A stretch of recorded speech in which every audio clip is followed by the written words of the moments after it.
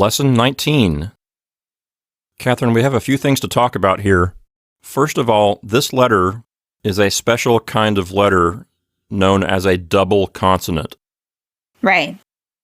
So it's like two sounds in one, or two consonant sounds wrapped into one letter.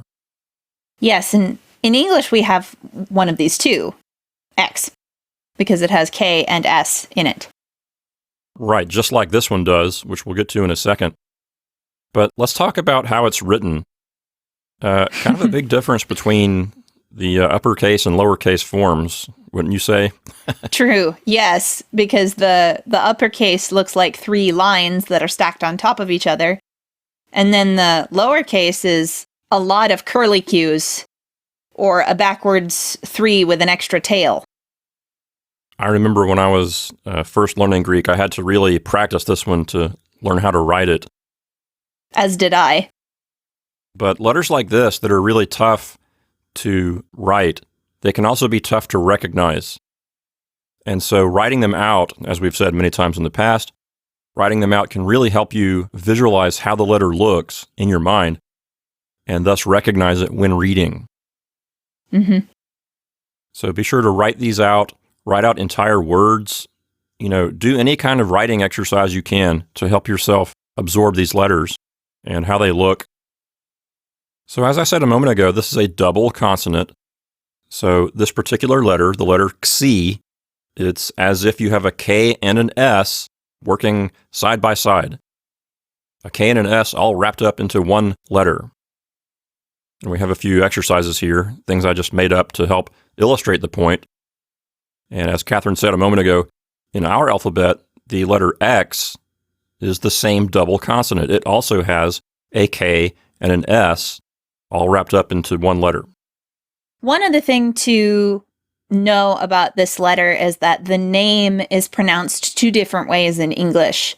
So, Bill, you and I use Xi most often because that's what it sounds like in Greek. But the listeners may have heard Xi, particularly if they're familiar with fraternities or sororities that have this letter in their name.